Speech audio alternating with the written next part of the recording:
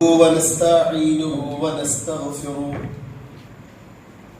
ونعوذ بالله من شرور أنفسنا ومن سيئات أعمالنا من يهده الله فلا مضل له ومن يضلل فلا هادي له وأشهد أن لا إله إلا الله وحده لا شريك له وأشهد أن محمدا عبده ورسوله أرسله بالهدى ودين الحق ليظهره على الدين كله ولو كره المشركون اللهم صل على محمد وعلى آل محمد كما صليت على إبراهيم وعلى آل إبراهيم إنك حميد مجيد اللهم بارك على محمد وعلى آل محمد كما باركت على إبراهيم وعلى آل إبراهيم إنك حميد مجيد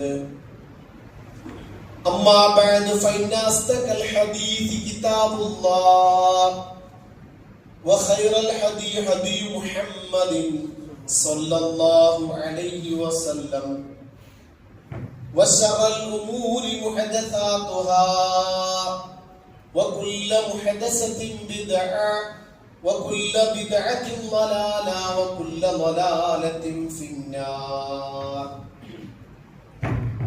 أعوذ بالله من الشيطان الرجيم بسم الله الرحمن الرحيم يا أيها الذين آمنوا اتقوا الله حق تقاته ولا تموتن إلا وأنتم مسلمون يا أيها الناس اتقوا ربكم الذي خلقكم من نفس واحدة وخلق منها زوجها وبث منهما رجالا كثيرا ونساء واتقوا الله الذي تساءلون به والأرحام إن الله كان عليكم رقيبا يا أيها الذين آمنوا اتقوا الله وقولوا قولا سديدا يصلح لكم أعمالكم ويغفر لكم ذنوبكم ومن يطع الله ورسوله فقد فاز فوزا عظيما رب اشرح لي صدري ويسر لي أمري واحلل عقدة من لساني يفقهوا قولي സ്നേഹം നിറഞ്ഞ സഹോദരങ്ങളെ, സഹോദരിമാരെ, വിശ്വാസികളെ, നമ്മെ സൃഷ്ടിക്കുകയും പരിപാലിക്കുകയും നമുക്ക് ആവശ്യമുള്ള എല്ലാ അനുഗ്രഹങ്ങളും നമുക്ക് സദാ നൽകിക്കൊണ്ടിരിക്കുന്ന അർഹമുർ റഹീമീനായ അൽ മലിക്കുൽ ജബ്ബാറായ അർ-റഹ്മാനും റഹീമുമായ അടിമകളോട് ഏറെ ഇഷ്ടവും വാത്സല്യവും സ്നേഹവുമുള്ള അൽ വദൂദായ അടിമകളുടെ എല്ലാ പാപങ്ങളും ആത്മാർത്ഥമായി ഖേദിച്ച് മടങ്ങിയാൽ പൊറുക്കുകയും മാപ്പ് നൽകുകയും തൗബ സ്വീകരിക്കുകയും ചെയ്യുന്ന അത്തവ്വാബായ അല്ലാഹു സുബ്ഹാനഹു തആലയുടെ കൽപ്പനകളും നിർദ്ദേശങ്ങളും അഷ്റഫുൽ ഖൽഖ് മുഹമ്മദ് മുസ്തഫ റസൂൽ കരീം സല്ലല്ലാഹു അലൈഹി വസല്ലമയുടെ ജീവിതചര്യകൾ കൂടുതൽ കേൾക്കാനും പഠിക്കാനും ജീവിതത്തിൽ നിലനിർത്തുവാനും നമ്മൾ ഓരോരുത്തരും ആത്മാർത്ഥമായി പരിശ്രമിക്കുകയും അള്ളാഹുവിടെ ആത്മാർത്ഥമായി പ്രാർത്ഥിക്കുകയും ചെയ്യണമേ എന്ന് സ്നേഹത്തോടെ നിങ്ങൾ ഓരോരുത്തരെയും പ്രത്യേകമായി ഓർമ്മപ്പെടുത്തുകയാണ്. സഹോദരങ്ങളെ, സത്യവിശ്വാസികളെ, പരിശുദ്ധ ഖുർആനിലെ അല്ലാഹു സുബ്ഹാനഹു തആലയെ കുറിച്ച് പറയുന്ന ഭാഗത്ത് 12-ലധികം തവണ ആവർത്തിച്ചു വന്ന ഒരു ഭാഗമാണ് ഇന്നല്ലാഹ അലീമും ബിദാത്തിസ് സുദൂർ. തീർച്ചയായും അല്ലാഹു സുബ്ഹാനഹു തആല ഹൃദയാന്തരങ്ങളിലുള്ളത് അറിയുന്നവനാണ് പടച്ച തമ്പുരാൻ. ഓരോ മനുഷ്യന്റെയും ഹൃദയാന്തരങ്ങളിലുള്ളത് എന്താണ് എന്ന് കൃത്യമായി അറിയുകയും ആ അറിഞ്ഞതിന്റെ അടിസ്ഥാനത്തിലാണ് നാളെ പരലോകത്ത് ഓരോ മനുഷ്യന്റെയും സ്വർഗ നരകങ്ങൾ വിഭജിക്കപ്പെടുന്നത് മനുഷ്യന്റെ ഹൃദയശുദ്ധിയും ഉദ്ദേശശുദ്ധിയും എല്ലാം പരിഗണിച്ചുകൊണ്ടാണ്. അതുകൊണ്ടാണ് പരിശുദ്ധ ഖുർആൻ ചെറിയ അധ്യായങ്ങളിലൂടെ പഠിപ്പിച്ചത് അഫലാ യഅലമു ഇദാ ബുഇസിറ മാ ഫിൽ ഖുബൂർ വഹുസ്സില മാ ഫിസ് സുദൂർ. ഖബറുകളിലെല്ലാം ഉള്ളത് പുറത്തു കൊണ്ടുവരപ്പെട്ടാൽ അവൻ മനസ്സിലാക്കുന്നില്ലേ, വഹുസ്സില മാ ഫിസ് സുദൂർ, ഹൃദയാന്തരങ്ങളിലുള്ളത് അള്ളാഹു അതിനെ പുറത്തു കൊണ്ടുവരും. അപ്പൊ നാളെ മരണാനന്തര ജീവിതത്തെ പരലോകത്തെ വിചാരണ എന്നുള്ളത് അമലുകൾ പിന്നീടാണ് നോക്കുന്നത്. ആ അമലുകൾ ചെയ്യാനുള്ള ആ വ്യക്തിയുടെ താല്പര്യവും പ്രചോദനവും എന്തായിരുന്നു എന്ന് പരിഗണിച്ചുകൊണ്ടാണ് നാളെ പരലോകത്ത് നമ്മുടെ കർമ്മങ്ങൾക്ക് അല്ലാഹു പ്രതിഫലം നൽകുന്നത്.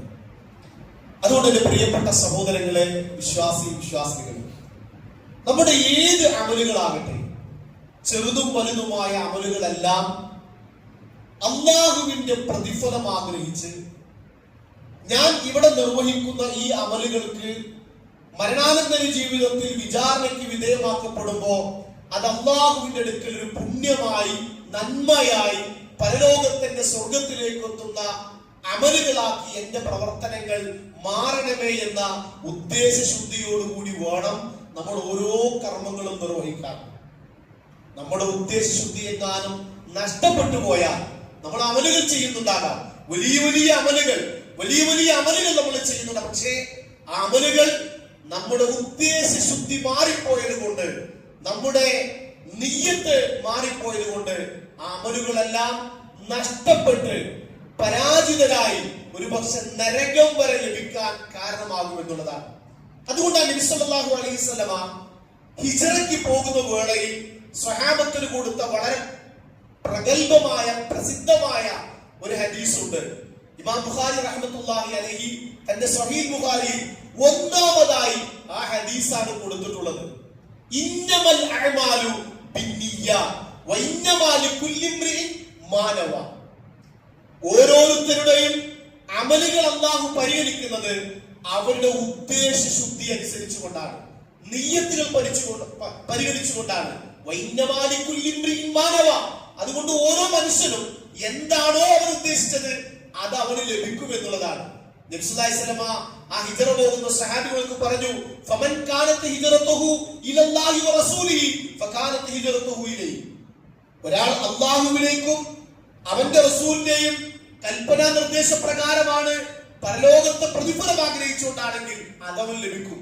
അതല്ല ഫമൻ കാനത് ഹിജ്റതുഹു ഇലാ ദുനിയ യുസീബുഹാ ഔ തസവ്വജ ഇംറാഅത്ത്, ഒരു സ്ത്രീയെ വിവാഹം കഴിക്കാനോ അല്ലെങ്കിൽ ദുനിയാവിന്റെ ലാഭമോ നേട്ടമോ ആഗ്രഹിച്ചാൽ അവൻ അത് ലഭിക്കുമെന്ന് സഹാബത്തിനെ ഓർമ്മപ്പെടുത്തിയത്. പ്രിയപ്പെട്ട സഹോദരങ്ങളെ, വിശ്വാസികൾ, അതുകൊണ്ട് സത്യത്തിൽ സത്യവിശ്വാസികളെ സംബന്ധിച്ചിടത്തോളം അല്ലാഹുവിന്റെ പ്രതിഫലം ആഗ്രഹിച്ചുകൊണ്ട് നന്മ ചെയ്യുന്ന ആളുകളെ സംബന്ധിച്ചിടത്തോളം ഞാൻ നേരത്തെ പറഞ്ഞ ആയത്തും ഹദീസും നമുക്കൊരു ആവേശമാണ്, നമുക്കൊരു സംതൃപ്തിയാണ്, നമുക്കൊരു മനസ്സമാധാനമാണ്. ഇവിടെ ആരും കണ്ടിട്ടില്ലെങ്കിലും, ഇവിടെ ആരും അറിഞ്ഞിട്ടില്ലെങ്കിലും, ഇവിടെ ആരും പരിശോധിക്കാനില്ലെങ്കിലും ഞാൻ ചെയ്ത അമലുകൾക്ക് അത് പരിപൂർണമായ പ്രതിഫലം എനിക്ക് ലഭിക്കുമെന്നുള്ള പൂർണ്ണമായ ഒരു ബോധ്യവും ഒരു ആത്മാർത്ഥതയും അവരുണ്ടാകും. അതുകൊണ്ട് നബി സല്ലല്ലാഹു അലൈഹി വസല്ലം ആവർത്തിച്ചു പറഞ്ഞത്, പ്രവാചകൻ തന്റെ ഹൃദയത്തിലേക്ക് ചൂണ്ടിക്കൊണ്ട് പറഞ്ഞു, അത്തഖ്വ ഹാഉന, അത്തഖ്വ ഹാഉന, അത്തഖ്വ ഹാഉന. ഭക്തി എന്നുള്ളത്, സൂക്ഷ്മത എന്നുള്ളത് ഹൃദയത്തിലേക്ക് പ്രവാചകൻ ചൂണ്ടിക്കൊണ്ടാൻ പറഞ്ഞത് ഇവിടെയാണ്. ബാക്കി അമലുകൾ, ആ അമലുകൾ ഇവിടെ നിന്നുണ്ടാകേണ്ട പ്രചോദനമാകണം, പ്രേരണയാകണം എന്ന് റസൂലുള്ളാഹി സ്വല്ലല്ലാഹു അലൈഹി വസല്ലം ആവർത്തിച്ചു പറഞ്ഞത്. നോക്കൂ നിങ്ങൾ, ഹിജ്റ 9-ാം വർഷം നടന്നൊരു യുദ്ധമാണ് തബൂക്ക് യുദ്ധം. ആ തബൂക്ക് യുദ്ധത്തില് കുറെ സഹാബികൾ പ്രവാചകന്റെ അടുക്കിലേക്ക് വന്നു, യുദ്ധത്തിന് പോകാൻ താല്പര്യം പ്രകടിപ്പിച്ചുകൊണ്ട്. പക്ഷെ അവർക്ക് വാഹനം ഉണ്ടായിരുന്നില്ല, യാത്രാ ഭക്ഷണം ഉണ്ടായിരുന്നില്ല. അപ്പൊ അവരോട് നബി പറഞ്ഞു, നിങ്ങളെ ഈ യാത്രക്ക്, ഈ യുദ്ധത്തിലേക്ക് കൊണ്ടുപോകാനുള്ള വാഹനമോ യാത്രാ ഭക്ഷണമോ ഇല്ലാത്തതുകൊണ്ട് നിങ്ങൾ വരേണ്ടതില്ല എന്ന് അവരോട് പറഞ്ഞു. പരിശുദ്ധ ഖുർആൻ സൂറത്ത് തൗബയിൽ ആയത്ത് വിശദീകരിക്കുന്നുണ്ട്. അവർ ദുഃഖഭാരത്താൽ, അതായത് വളരെ താല്പര്യത്തോടു കൂടി അള്ളാഹുവിന്റെ പ്രതിഫലം ആഗ്രഹിച്ച് ജിഹാദിന് പുറപ്പെട്ട സഹാബികളെ യാത്രാ സംവിധാനങ്ങൾ, സൗകര്യങ്ങളില്ലാത്തതിന്റെ പേരിൽ പ്രവാചകൻ തിരിച്ചയച്ചപ്പോ ദുഃഖഭാരത്താൽ കണ്ണുനീർ പൊഴിച്ചുകൊണ്ടാണ് അവർ അവിടെ നിന്ന് തിരിച്ച് പ്രവാചകന്റെ സന്നിധിയിൽ തിരിച്ചു പോയത്. അവരെ ചരിത്രത്തിൽ ബുക്കാഊൻ, കരയുന്നവർ എന്നാണ് ചരിത്രം രേഖപ്പെടുത്തിയത്. നബി സല്ലല്ലാഹു അലൈഹി വസല്ലം തബൂക്കിലേക്ക് പോകുന്ന വഴിയിൽ പ്രവാചകൻ പറഞ്ഞു, സഹാബികൾ പറഞ്ഞു, ഇന്ന ബിൽ മദീനത്തി എല്ലാ റിജാലൻ, മദീനയിൽ കുറെ ആളുകളുണ്ട്, കുറെ സഹാബികളുണ്ട്. നമ്മൾ ഓരോ താഴ്വരയും കടന്നു പോകുമ്പോഴും ഓരോ പ്രദേശം കടന്നു പോകുമ്പോഴും ഇല്ല കാനുമാക്കും, അവർ നിങ്ങളോടൊപ്പം ഉണ്ടായിക്കൊണ്ടല്ലാതെ അത് സംഭവിക്കുന്നില്ല. അവരെ ഇങ്ങോട്ട് വരാൻ തടഞ്ഞത് അതിന് രോഗമാണ്, ചിലരെ വരാൻ രോഗമാണ്, ചിലർക്ക് അഴുതാണ്, ചില ന്യായമായ കാരണങ്ങളാണ്. ഇതിന് പ്രവാചകൻ പറഞ്ഞു, ഇല്ല ശരിക്കൂക്കും ഫിൽ അജ്ർ. അതാണ് നമുക്കൊരു പ്രചോദനം.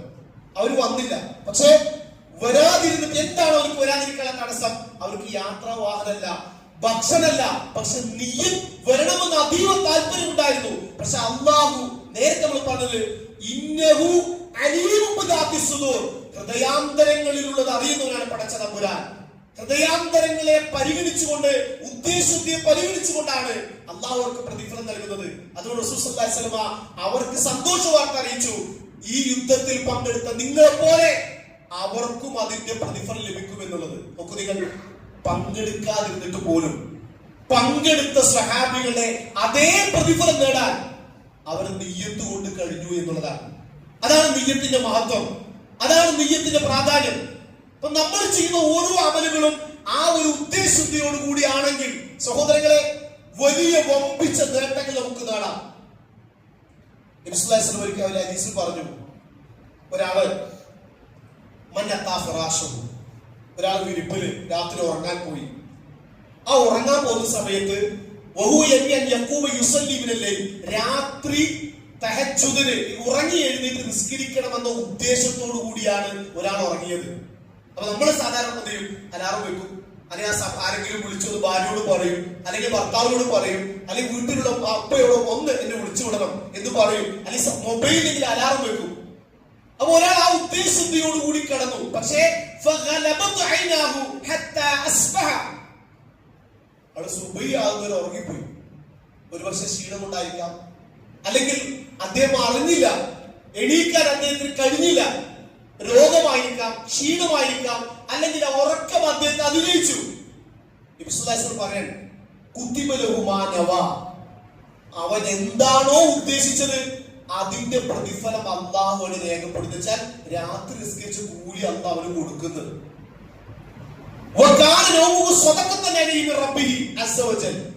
ഉറക്കം കിട്ടിയതോ അത് അല്ലാഹുവിന്റെ ഒരു ഗിഫ്റ്റ് ആയിട്ട്, ഒരു സ്വതക്കയായിട്ട്, ഒരു സമ്മാനമായിട്ട് ഉറക്കവും കിട്ടി, കൂലിയും കിട്ടി. ആലോചിച്ചു.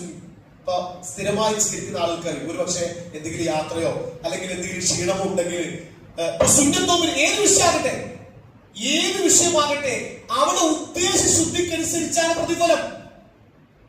അപ്പൊ ഒരാൾക്ക് എണീക്കാൻ കഴിഞ്ഞില്ല, അയാളെല്ലാം തയ്യാറായി, പിന്നെ ഉറങ്ങാൻ പോകുമ്പോ നമസ്കരിക്കാൻ എണീക്കണം എന്തി, പക്ഷെ എന്തോ ഒരു കാരണവശാൽ ഇത് എന്നും ഉപയോഗപ്പെടുത്താനുള്ള ഹദീസല്ല കേട്ടോ, അതൊരു മനസ്സിലാക്കണം. എന്നും തന്നെ പണി, എന്നും സുബഹി അതിനിട്ടൂലേ കൂലി. ഒരു മനുഷ്യന്റെ സ്വാഭാവികമായ ഒരു ക്ഷീണമോ അല്ലെങ്കിൽ എണീക്കാൻ പറ്റാതെ വന്നാൽ അവന്റെ ഉദ്ദേശബുദ്ധിക്കനുസരിച്ച് അള്ളാഹുവിന് പ്രതിഫലം രേഖപ്പെടുത്തുമെന്നാണ്. അതാണ് പടച്ചതമ്പുരാൻ. അപ്പൊ സത്യവിശ്വാസം സംബന്ധിച്ചിടത്തോളം അവരുടെ ഇഖ്ലാസും ആത്മാർത്ഥതയും അവിടെ ഒരിക്കലും ഒരു നഷ്ടമേ അല്ല. ഇവിടെ ആര് കണ്ടില്ലെങ്കിലും, ആര് അഭിപ്രായം പറഞ്ഞില്ലെങ്കിലും, ആര് കൈയടിച്ചില്ലെങ്കിലും, ആര് പ്രോത്സാഹിപ്പിച്ചില്ലെങ്കിലും ഇതെല്ലാം കാണുന്ന റബ്ബുണ്ട് എന്നുള്ള പ്രതീക്ഷയാണ് നമുക്ക് സൽക്രമങ്ങൾ ചെയ്യാൻ പ്രചോദനവും പ്രേരണയും റബ്ബിന്റെ പ്രതിഫലമാകണം സഹോദരങ്ങളെ. ആ രംഗത്ത് നമുക്ക് ഉണ്ടാകണം. നോക്ക് നിങ്ങൾ, മദീനയില് ഉബയ്യ് ഇബ്നു കഅബ് പറയുന്നുണ്ട്, മസ്ജിദ് നബവിയുടെ ദൂരെ ഒരു സ്ഥലത്ത് ഒരു സ്വഹാബി താമസിച്ചിരുന്നു. ആ സ്വഹാബിയെ കുറിച്ച് സ്വഹാബിന് പറയാൻ, ഉബയ്യ് ഇബ്നു കഅബ് പറയാൻ, അദ്ദേഹം ഒരു വക്ത് നമസ്കാരം നഷ്ടപ്പെടുത്തിയിരുന്നില്ല. ഒരു വക്തും. അദ്ദേഹമാകട്ടെ നടന്നുകൊണ്ടാണ് പള്ളിയിലേക്ക് വന്നത്. അത് സ്വാഭാവികമായിട്ട് ഒരു വക്തിന് വരും, പിന്നെയും അദ്ദേഹം വീട്ടിലേക്ക് എത്തും, കുറെ ദൂരമുണ്ട്, പിന്നെ വീണ്ടും അടുത്ത വക്തിലേക്ക് വരണം. അപ്പൊ സ്വഹാബികൾക്ക് ഒരു പ്രയാസം വന്നപ്പോൾ അവര് പറഞ്ഞു, നിങ്ങള് യാത്ര ചെയ്യാൻ ഒരു കഴുതയെ, അന്നത്തെ വാഹനാണ്, അത് ഒന്ന് വാങ്ങിച്ചിരുന്നെങ്കിൽ നിങ്ങൾക്ക് ഈ കടുത്ത ചൂടിലും അതുപോലെ രാത്രി സുബഹിയും ഇശാവും ഈ രാത്രി സമയത്ത്, കാരണം വിഷജന്തുക്കളുടെ ഉപദ്രവത്തിൽ നിങ്ങൾക്ക് രക്ഷ നേടാനോ അതിന് അഭയം കിട്ടും, അപ്പൊ നിങ്ങളൊരു വാഹനം ഉപയോഗിച്ചിരുന്നെങ്കിൽ എന്ന് പറഞ്ഞു. അപ്പൊ ആ സഹാബി പറഞ്ഞ മറുപടി എന്താണ്? ആ സഹാബി പറഞ്ഞ വാചകം വളരെ ഗൗരവം. ആ സഹാബി പറഞ്ഞ വാചകം ഇതാണ്,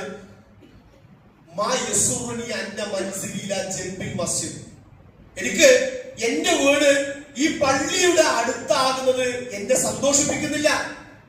ചില റിപ്പോർട്ടിൽ കാണാം, നബി സല്ലല്ലാഹു അലൈഹി വസല്ലം വീട്ടിന്റെ അടുത്ത് എന്റെ വീടാകുന്നത് ഞാൻ ഇഷ്ടപ്പെടുന്നില്ല, മറിച്ച് ഇന്നി ഉരീദു അൻ യുക്തബ ലി മംശാ ഇലാ മസ്ജിദ് വറുജൂഉ ഇലാ റജഅതി ലാഹിലി, ഞാൻ പള്ളിയിലേക്ക് നടന്നു വരുന്നതും, ശ്രദ്ധിക്കണം അദ്ദേഹത്തിന്റെ ഉദ്ദേശം ശ്രദ്ധിക്കണം, പള്ളിയിലേക്ക് ഞാൻ നടന്നു വരുന്നതും തിരിച്ചെന്റെ വീട്ടിലേക്ക് പോകുന്നതും അത് എനിക്ക് എന്റെ കാലടികൾ അള്ളാഹു അതിന് പ്രതിഫലം തരണമെന്ന് ഞാൻ ആഗ്രഹിക്കുന്നു, പ്രതീക്ഷിക്കുന്നു. അപ്പൊ സ്വഹാബികൾക്ക് തുടക്കത്തിൽ പറഞ്ഞ ആ സംസാരം അത് അത്ര ഇഷ്ടപ്പെട്ടില്ല. കാരണം നബി സല്ലല്ലാഹു അലൈഹി വസല്ലം വീട്ടിന്റെ അടുത്ത് വീടാകുന്നത്, പള്ളിയുടെ അടുത്ത് വീടാകുന്നത് പോലും എനിക്ക് ഇഷ്ടമല്ല എന്ന് പറഞ്ഞ ഈ വിവരം നബി സല്ലല്ലാഹു അലൈഹി വസല്ലം അറിയിച്ചു പ്രവാചകരെ. ആ സ്വഹാബി ഇങ്ങനെ പറഞ്ഞത്.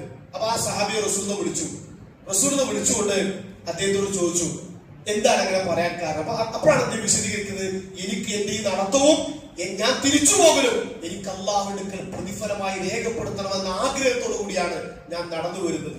റസൂൽ പറഞ്ഞ മറുപടി എന്താ? രണ്ട് ഹദീസിൽ കാണാം. ഒന്ന്, നിങ്ങളുടെ ആ വരവും തിരിച്ചു പോക്കും രണ്ടും അല്ലാഹു നിങ്ങൾക്ക് അതിനുള്ള പ്രതിഫലം അല്ലാഹു നിങ്ങൾക്ക് നൽകട്ടെ, ഒരുമിച്ച് കൂട്ടട്ടെ. മറ്റൊന്ന്, ഇന്നലെ നിങ്ങൾ കണക്കാക്കിയത്, നിങ്ങൾ വിചാരിച്ചതനുസരിച്ച് അല്ലാഹു നിങ്ങൾക്ക് നൽകട്ടെ എന്ന് സന്തോഷ വാർത്ത അറിയിക്കാൻ. നോക്ക് നിങ്ങൾ, അതാ മനുഷ്യൻ, ആ സഹാബിയുടെ താല്പര്യമാണ്. ഞാൻ എന്റെ പള്ളിയിലേക്കുള്ള ഓരോ നടത്തവും എന്റെ തിരിച്ചുപോക്കടക്കം അല്ലാഹു എനിക്ക് കൃത്യമായി പ്രതിഫലം നൽകട്ടെ എന്നുള്ള ആ താല്പര്യമായിരുന്നു സഹോദരങ്ങളെ. ആ മനുഷ്യന് വലിയ പുണ്യം റസൂൽ സല്ലല്ലാഹു അലൈഹി വസല്ലം, നിങ്ങൾക്കത് ലഭിക്കും, നിങ്ങൾക്കത് ലഭിക്കട്ടെ, നിങ്ങൾക്ക് വിചാരിച്ച് കണക്കാക്കിയത് ലഭിക്കട്ടെ എന്ന് പ്രവാചകൻ അദ്ദേഹത്തിന് സന്തോഷ വാർത്ത അറിയിക്കുകയാണ്. സുബ്ഹാനല്ലാഹ്. ഇതാണ് നമ്മുടെ പ്രചോദനം. അതൊരു ഭക്തനാണെങ്കിലും നമ്മുടെ ഏത് ചെറിയ അമലുകളാണെങ്കിലും ഈ ഒരു പ്രചോദനം നമുക്കുണ്ടാകണം. നോക്ക് നിങ്ങൾ, നബി സല്ലല്ലാഹു അലൈഹി വസല്ലം നന്മയെ കുറിച്ച് സംസാരിച്ചു. ഒരാളൊരു നന്മ ചെയ്യാൻ ഉദ്ദേശിച്ചു, ഒരു നല്ല കാര്യം എന്തുമാകട്ടെ, ഒരു സ്വതക്ക ചെയ്യാൻ, അല്ലെങ്കിൽ നിസ്കരിക്കാൻ, അല്ലെങ്കിൽ ഒരാൾക്ക് എന്തെങ്കിലും ഉപകാരം ചെയ്യാൻ. പക്ഷെ ആ ചെയ്താൽ, ആ സൽക്കർമ്മം ആ മനുഷ്യൻ ചെയ്താൽ അത് 10 മുതൽ 700 ഇരട്ടി അല്ല, അതിനേക്കാൾ അല്ലാഹു അതിന് പ്രതിഫലം നൽകും. ഒരു നന്മ ചെയ്താൽ 10 ഇരട്ടിയാണ് പ്രതിഫലം. അപ്പൊ ഒരു നന്മ, ഏത് നന്മയാകട്ടെ, ഒരു നന്മ ചെയ്താൽ ചുരുങ്ങിയത് 10 ആണ്. അതുകൊണ്ടാണ് ഖുർആൻ ആയത്ത് പറഞ്ഞപ്പോ അലിഫ് എന്ന് പറഞ്ഞപ്പോ 10 നന്മയാണ് എന്ന് നബി സല്ലല്ലാഹു അലൈഹി വസല്ലം വിശദീകരിച്ചത്. അപ്പൊ ഒരു നന്മയ്ക്ക് 10 ഇരട്ടിയാണ് കൂലി, അത് 700 വരെ എന്ന് വർദ്ധിപ്പിക്കും എന്ന് നബി സല്ലല്ലാഹു അലൈഹി വസല്ലം പറഞ്ഞൊരു വാചകം സഹോദരങ്ങളെ നിങ്ങൾ ശ്രദ്ധിക്കണം. നബി സല്ലല്ലാഹു അലൈഹി വസല്ലം മലക്കുകളോട് അല്ലാഹു സുബ്ഹാനഹു വ തആല സംസാരിക്കുന്ന ഒരു വാചകം, മലക്കുകൾ പറയാണ്, പടച്ചതമ്പുരാനെ, യാ റബ്ബി, അല്ലാഹുവേ,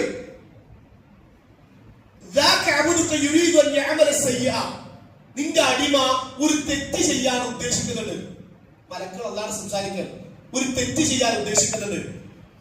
അപ്പൊ അതെങ്ങനെയാണ് അത് രേഖപ്പെടുത്തേണ്ടത്? അവ അള്ളാഹ് പറയാൻ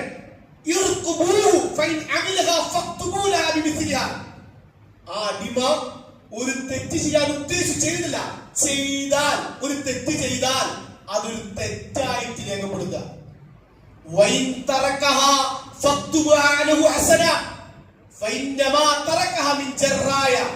ഇനി അവൻ ആ തെറ്റ് ചെയ്തിട്ടില്ലെങ്കിൽ ശ്രദ്ധിക്കണം, ഇതിലാ പറഞ്ഞു പദപ്രയോഗം ശ്രദ്ധിക്കണം.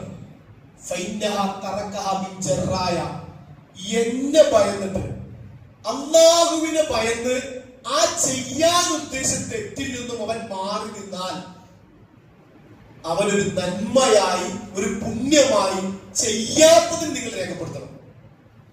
സഹോദരങ്ങളെ, തെറ്റ് ആർക്കും ചെയ്യാം, തിന്മ ചെയ്യാൻ പോകുമ്പോൾ അവർക്ക് തോന്നുന്നത് ഇത് അള്ളാഹ് വിരോധിച്ചതാണല്ലോ, ഞാൻ ചെയ്യുന്നില്ല. നോക്കുക, ഇതിന് അള്ളാഹ് ഒരു നന്മ രേഖപ്പെടുത്താൻ വേണ്ടി മലക്കളോട് കൽപ്പിക്കുകയാണ് ചെയ്യാത്തതിന്റെ പേര്. പക്ഷെ അവിടെ ചെയ്യാൻ ചെയ്യണം വിചാരിച്ച സാഹചര്യം ഒത്തില്ല, അതല്ല, അതിന് കൂലിയില്ല, അതിന് കൂലിയില്ല. സാഹചര്യം ലഭിച്ചിട്ടും അവസരങ്ങൾ കിട്ടിയിട്ടും സമ്പത്ത് ഉണ്ടായിട്ടും എല്ലാം ഉണ്ടായിട്ടും അള്ളാഹുവിനെ എന്നെ ഭയന്ന് എന്റെ ശിക്ഷയെ ഭയന്ന് ആ തെറ്റിൽ നിന്ന് വിട്ടുനിന്നാൽ അതൊരു മാനസികാവസ്ഥ, നിയ്യത്താണ്. അപ്പൊ അതുകൊണ്ട് പ്രിയപ്പെട്ട സഹോദരങ്ങളെ, വിശ്വാസികളെ, നമ്മുടെ അമലുകളെല്ലാം, നമ്മൾ ചെയ്യുന്ന ചെറുതും വലുതുമായ ഓരോ അമലുകളും, ആ അമലുകൾ നമുക്ക് വലിയ പ്രതിഫലങ്ങളായി വലിയ നന്മകളായി നമുക്ക് മാറ്റാൻ കഴിയും. നമ്മുടെ നിയ്യത്ത് മാത്രം മതി, നമ്മുടെ ഉദ്ദേശത്തിൽ നമ്മൾ ദൈനംദിന ജീവിതത്തിൽ നിർവഹിക്കുന്ന ഓരോന്നും അതെല്ലാം നമ്മള് ഒരു പതിവായി നിർവഹിക്കുന്ന ഇത് പടച്ച തമ്പുരാന്റെ കൽപ്പനയാണ്, റസൂലുള്ളാഹി സ്വല്ലല്ലാഹി അലൈഹി വസല്ലമയുടെ നിർദ്ദേശമാണ്, ഇതിന് പുണ്യമുണ്ട് നന്മയുണ്ട് എന്ന ഉദ്ദേശത്തോടു കൂടിയാണോ നമുക്ക് ഒട്ടനവധി പ്രതിഫലങ്ങൾ പരലോകത്ത് നമുക്ക് നേടിയെടുക്കാൻ കഴിയും. അതിന് സഹായിക്കുന്ന ഒരു ഹദീസ് ഞാൻ പറയാം. മുആദ് ഇബ്നു ജബൽ റളിയല്ലാഹു അൻഹു, അദ്ദേഹം അബൂ മൂസ അശ്അരിയുമായി സംസാരിക്കാൻ. മുആദ് ഇബ്നു ജബൽ അല്ലാതെ പറയാൻ പരസ്പര സ്വഹാബിന്റെ സംസാരം, നിങ്ങളെങ്ങനെ ഖുർആൻ ഓതുന്നത്, ഖുർആൻ ഓത്തൊക്കെ എങ്ങനെ? അപ്പൊ അദ്ദേഹം ഖുർആൻ ഓതുന്ന രീതിയും സമയമെല്ലാം വിശദീകരിച്ചു. അപ്പൊ ഇദ്ദേഹം മുആദ് ഇബ്നു ജബൽ അല്ലാതെ പറഞ്ഞൊരു വാചകം ശ്രദ്ധിക്കണം. ഞാൻ രാത്രിയുടെ ആദ്യ ഭാഗം ഉറങ്ങും, നേരത്തെ ഉറങ്ങും, എന്നിട്ട് അവസാന ഭാഗം ഞാൻ എഴുന്നേൽക്കും, എന്നിട്ട് പിന്നെ ഖുർആൻ ഓതി നമസ്കരിക്കും. എന്നിട്ട് ഇദ്ദേഹം പറഞ്ഞൊരു വാചകം ഹദീസിൽ കൊടുത്തിട്ടുണ്ട്. ആ വാചകപ്രകാരമാണ്,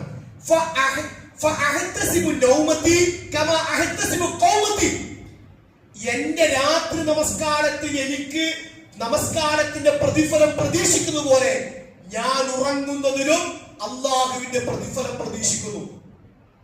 ഇതിന് വിശദീകരിച്ച് മുഫസ്സിറുകൾ പറഞ്ഞത്, അദ്ദേഹം അങ്ങനെ ചെയ്തത് രാത്രി ഉണർന്ന് നിസ്കരിക്കാനുള്ള ഉന്മേഷത്തിന് വേണ്ടിയാണ് അദ്ദേഹം ആദ്യം നേരത്തെ ഉറങ്ങിയത്. അപ്പൊ ഉറങ്ങുമെന്ന ഉദ്ദേശം എനിക്ക് ഇബാദത്ത് ചെയ്യാൻ ഉന്മേഷവും ഒരു താല്പര്യവും ഉണർവും ഉണ്ടാകട്ടെ എന്ന്. അതുകൊണ്ട് എന്റെ ഉറക്കത്തിന് പോലും അള്ളാഹുവിന്റെ അടുക്കലുള്ള പ്രതിഫലം ഞാൻ പ്രതീക്ഷിക്കുന്നതാണ്. സുബ്ഹാനല്ലാഹ്, നിങ്ങൾ എല്ലാ ദിവസവും നമ്മൾ ഉറങ്ങാറുണ്ട്, എല്ലാ ദിവസവും. ആ ഉറക്കം മുആദ് ഇബ്നു ജബലിന്റെ ഉറക്കല്ല, അതൊരു കൂലിയുള്ള ഉറക്കമാണ്. ഉറങ്ങുന്നതിന് പോലും പ്രതിഫലം. ഞാൻ എന്റെ രാത്രി നമസ്കാരത്തിന്റെ പ്രതിഫലം പ്രതീക്ഷിക്കുന്ന പോലെ ഞാൻ ഉറങ്ങുന്നതിനും അള്ളാഹുവിന്റെ അടുക്കൽ പ്രതിഫലം പ്രതീക്ഷിക്കും. എന്തെങ്കിലും ഒരു ദിവസം, വർഷങ്ങളായി നമ്മൾ ഉറങ്ങുന്നുണ്ട്, എന്തെങ്കിലും ഒരു ദിവസം എന്റെ ഉറക്കം ഒരു പ്രതിഫലമായ ഉറക്കമായി മാറണേ എന്ന് നമ്മൾ ആരും ചിന്തിച്ചിട്ട് പോലുമില്ല. പക്ഷെ സ്വഹാബികൾ അങ്ങനെയല്ല. അതുകൊണ്ടാണ് ഓരോ വാചകം നോക്കൂ നിങ്ങൾ. നമ്മള് എല്ലാ ദിവസവും എഴുന്നേൽക്കുന്നു, എല്ലാ ദിവസവും നമ്മള് പല്ല് തേക്കുന്നു, മിസ്വാക്ക് ചെയ്യുന്നു, എല്ലാ ദിവസവും നമ്മൾ കുളിക്കുന്നു, എല്ലാ ദിവസവും മുടി ചെയ്യുന്നു, നല്ല വസ്ത്രം ധരിക്കുന്നു. നമ്മൾ ഒരു പതിവായി പോവുകയാണ്. ഇങ്ങനെ പതിവായിട്ട് ഭക്ഷണം കഴിക്കുന്നു, നമ്മൾ യാത്ര പോകുന്നു. പക്ഷേ ഇതെല്ലാം നമ്മൾ ചെയ്യുമ്പോഴും ഇത് റബ്ബ് കൽപ്പിച്ചതാണ് എന്നും നബി സല്ലല്ലാഹു അലൈഹി വസല്ലം സുന്നത്തിലുണ്ട് എന്നും ഇതിന് നാളെ പരലോകത്തിന് പ്രതിഫലം ലഭിക്കണമെന്നും ആഗ്രഹിച്ചാൽ സഹോദരങ്ങളെ, അതിന് കൂലി വേറെയാണ്. ഒരാൾ രാവിലെ എഴുന്നേറ്റു, സ്വാഭാവികമായി അതൊരു പതിവാണ്, എടുക്കണം, പല്ല് തേക്കണം. പക്ഷെ ആ പല്ല് തേക്കുന്ന ഉദ്ദേശത്തില്ല, അത് നാളെ പരലോകത്തൊരു കൂലിയാണ്.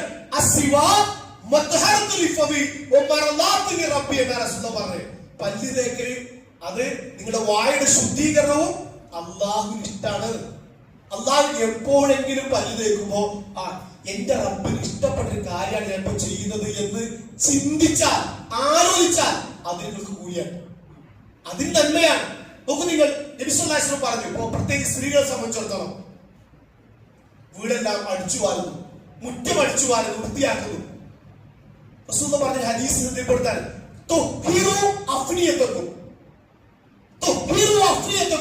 നിങ്ങൾ നിങ്ങളുടെ മുറ്റം വൃത്തിയാക്കുക, നിങ്ങളുടെ മുറ്റം നിങ്ങൾ വൃത്തിയാക്കുക. യഹൂദികൾ മുറ്റം വൃത്തിയാക്കാറില്ല.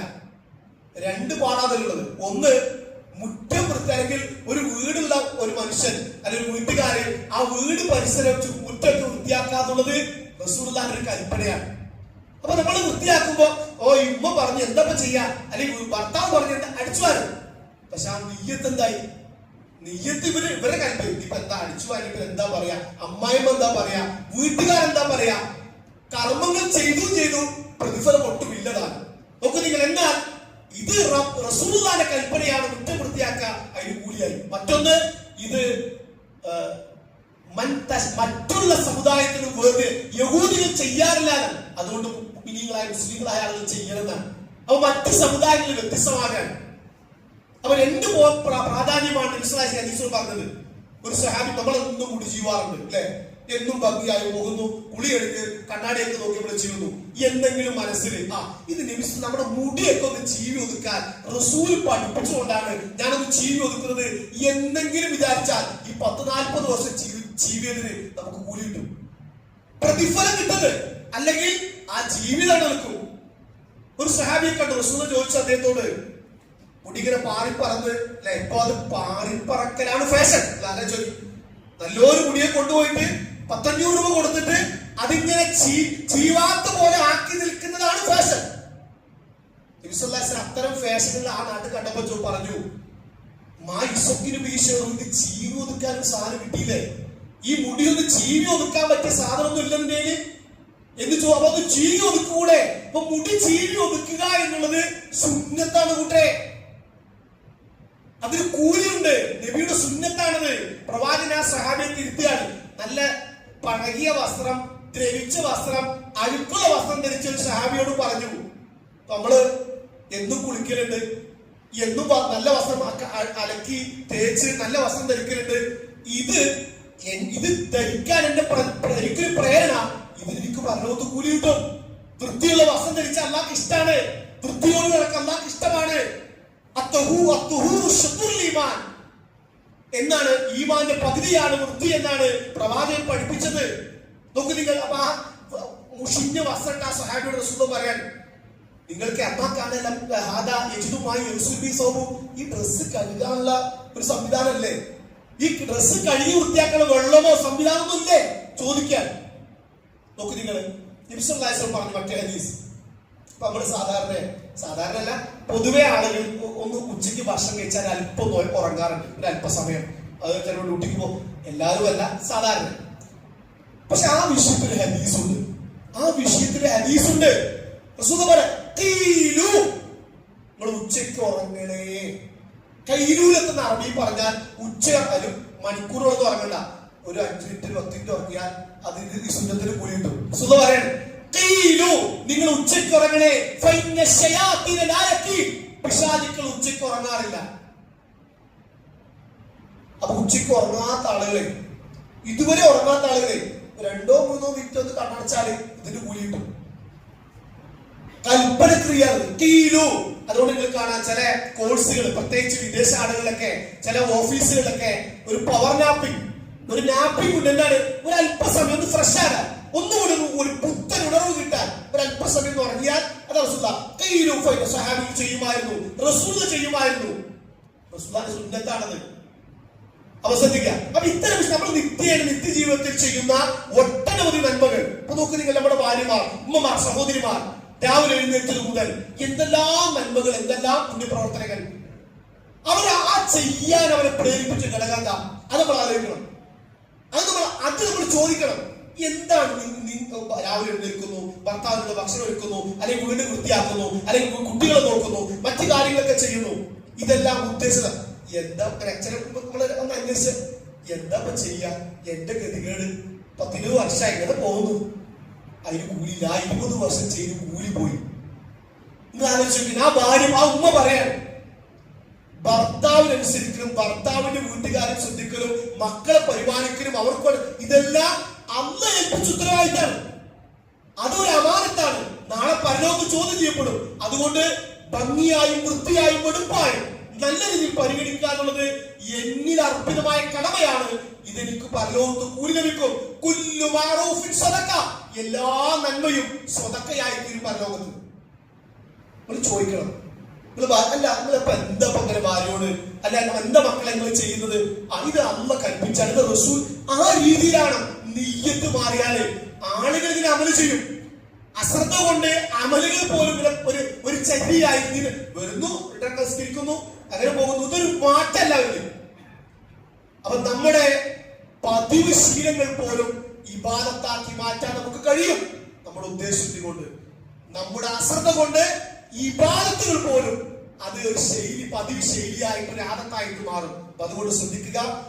നാളെ പടച്ച തമ്പുരാൻ നമുക്ക് പ്രതിഫലം നൽകുന്നതും പ്രതിഫലം പരിഗണിക്കുന്നതും നമ്മുടെ ഉദ്ദേശശുദ്ധി പരിഗണിച്ചുകൊണ്ടാണ്. അതുകൊണ്ട് അള്ളാഹുവിന്റെ പ്രതിഫലം കാക്ഷിച്ച് നാളെ മരണാനന്തര ജീവിതത്തിൽ എന്റെ നന്മകൾക്ക് പരലോകത്ത് പ്രതിഫലം ലഭിക്കണം എന്ന ഉദ്ദേശത്തോടു കൂടെ സൽക്കർമ്മങ്ങൾ അധികരിപ്പിക്കുക, പുണ്യപ്രവർത്തനം അധികരിപ്പിക്കുക, ആത്മാർത്ഥമായി ദുആ ചെയ്യുക. അള്ളാഹു നമ്മുടെ ചെറുതും വലുതുമായ അമലുകൾ സ്വീകരിക്കുമാറാകട്ടെ.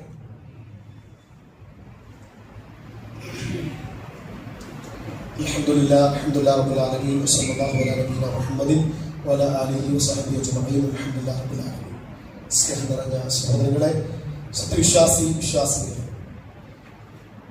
നമ്മെ ശ്രദ്ധിക്കുകയും പരിപാലിക്കുകയും നമുക്കെല്ലാവിധ അനുഗ്രഹങ്ങളും സദാ നൽകിക്കൊണ്ടിരിക്കുന്ന അർഹമർ റഹീമായ പടച്ച തമ്പുരാന്റെ കൽപ്പനകളും നിർദ്ദേശങ്ങളും അഷ്റഫുൽ ഖൽഖ് മുഹമ്മദ് മുസ്തഫ റസൂൽ കരീം സല്ലല്ലാഹു അലൈഹി വസല്ലമയുടെ ജീവിതചര്യകൾ കൂടുതൽ കേൾക്കാനും പഠിക്കാനും പകർത്താനും നമ്മൾ ആത്മാർത്ഥമായി ശ്രദ്ധിക്കണമേ എന്ന് ഒരിക്കൽ കൂടി ഓർമ്മപ്പെടുത്തുകയാണ്. സഹോദരങ്ങളെ, വിശ്വാസികളെ, ഒരു സത്യവിശ്വാസം സംബന്ധിച്ചിടത്തോളം അവന്റെ ഓരോ അമലുകളും ഓരോ പ്രവർത്തനങ്ങളും ഈ ദുനിയാവിൽ നിർവഹിക്കുന്നതിന്റെ ആത്മാർത്ഥതയും പരിഗണിച്ച് നാളെ പരലോകത്ത് വമ്പിച്ച പ്രതിഫലം നേടാൻ നമ്മുടെ ഉദ്ദേശശുദ്ധി കൊണ്ട് കഴിയും. അതുകൊണ്ട് നമ്മൾ ആത്മാർത്ഥമായി പ്രാർത്ഥിക്കണം. മാറ്റങ്ങൾ ഉണ്ടാകേണ്ടത് ഹൃദയത്തിലാണ്, മാറ്റങ്ങൾ ഉണ്ടാകുന്നത് ഉദ്ദേശശുദ്ധിയിലാണ്. അതുകൊണ്ട് നബിസ്വല്ലല്ലാഹു അലൈഹി പ്രാർത്ഥനകൾ പരിശോധിച്ചാൽ നിങ്ങൾക്ക് കാണാൻ കഴിയും. അല്ലാഹുമ്മ അഊദു ബിക മിൻ ഖൽബിൻ ലാ യഖ്ശഅ, ഖുശൂഇല്ലാത്ത ഹൃദയത്തിൽ നിന്ന്, ഒരു ഭക്തിയില്ല. നമ്മളിങ്ങനെ ചെയ്യുന്നുണ്ട്, പക്ഷെ ഒരു മാറ്റം, ഒരു സ്വഭാവ രംഗത്ത്, പ്രവർത്തന രംഗത്ത്, വിശ്വാസ രംഗത്ത്, കുടുംബ രംഗത്ത്, സാമൂഹിക രംഗത്ത്, സാമ്പത്തിക ഇടപാട് ഒരു മാറ്റമല്ല. ഇങ്ങനെ പോകുന്നുണ്ട് ഈ ഭാഗത്ത്. അപ്പൊ ഖുശൂഅ്, ഹൃദയത്തിൽ ഖുശൂഇന് വേണ്ടി പ്രവാചകൻ ദുആ ചെയ്തിരുന്നു. അതിൽ നിന്ന് ആ ഖുശൂഇല്ലാത്ത ഹൃദയത്തിൽ നിന്ന് റസൂൽ അഭയം തേടിയിരുന്നു. അല്ലാഹു യസ്ലഖ് ഖൽബൻ സലീമൻ, നല്ല സുരക്ഷിതമായ ഹൃദയമാക്കണമെന്ന് പ്രാർത്ഥിച്ചു. അല്ലാഹു ആതി നഫ്സി തഖ്വാ വസക്കിഹാ അൻത ഖൈറു മൻ സക്കാഹ, നല്ല തഖ്വയും അതുപോലെ തന്നെ ശുദ്ധീകരണവും ഹൃദയത്തിൽ ഉണ്ടാകണേ എന്ന് പ്രവാചകൻ പ്രാർത്ഥിച്ചു. അപ്പൊ അതുകൊണ്ട് നല്ല ഉദ്ദേശശുദ്ധിയും നല്ല പ്രാർത്ഥനയും സൽക്കർമ്മങ്ങൾ ചെയ്യാൻ ആവേശവും താല്പര്യവും അല്ലാഹു അതിനുള്ള അവസരങ്ങൾ നമുക്ക് ഒതുക്കി തരും ഇൻഷാ അല്ലാഹ്. അപ്പൊ അതുകൊണ്ട് ആ രംഗത്ത് നമ്മൾ മുന്നേറുകയും വന്നുപോയ അബദ്ധങ്ങളും വീഴ്ചകളും ഉണ്ടാകാം, ആത്മാർത്ഥമായി ഖേദിച്ചു മടങ്ങുകയും ചെയ്യുക. അർഹമർ റഹീമായ പടച്ച തമ്പുരാൻ നമ്മുടെ ചെറുതും വലുതുമായ എല്ലാവിധ പാപങ്ങളും പുറത്തു മാപ്പ് നൽകി അനുഗ്രഹിക്കുമാറാകട്ടെ. നമ്മുടെ ലോകം കൊണ്ട് വിഷമിക്കുന്ന സഹോദരി സഹോദരങ്ങൾക്ക് പൂർണ്ണമായ ആശ്വാസവും ആരോഗ്യവും ആഫിയത്തും അള്ളാഹു നൽകി അനുഗ്രഹിക്കുമാറാകട്ടെ. നമ്മളത് വേർപിന് നമ്മുടെ സഹോദരങ്ങൾ, കുടുംബാംഗങ്ങൾ, സുഹൃത്തുക്കൾ അള്ളാഹുടെ കബറിനെ വിളിച്ചു വിശാലതയും സമാധാനവും നൽകുമാറാകട്ടെ. ഈമാനോടുകൂടെ മുവഹിദായി മുസ്ലിമായി ഈ ലോകത്ത് ഇവിടെ പറയാനുള്ള തൗഫീഖ് അല്ലാഹു നമുക്ക് നൽകി അനുഗ്രഹിക്കുമാറാകട്ടെ. നമ്മുടെ ആരോഗ്യത്തിലും കുടുംബജീവിതത്തിലും മക്കളിലും ജോലിയിലും ഖൈറും ബറക്കത്തും നിഅമത്തും അല്ലാഹു നൽകി അനുഗ്രഹിക്കുമാറാകട്ടെ. ربنا آتنا في الدنيا حسنة وفي الآخرة حسنة وقنا عذاب النار. اللهم اغفر للمؤمنين والمؤمنات والمسلمين والمسلمات الأحياء منهم والأموات إنك مجيب الدعوات يا قاضي الحاجات. ربنا تقبل دعاء إنك أنت السميع العليم وتب علينا إنك أنت التواب الرحيم. وصلى الله على نبينا محمد وعلى آله وصحبه أجمعين. الحمد لله رب العالمين.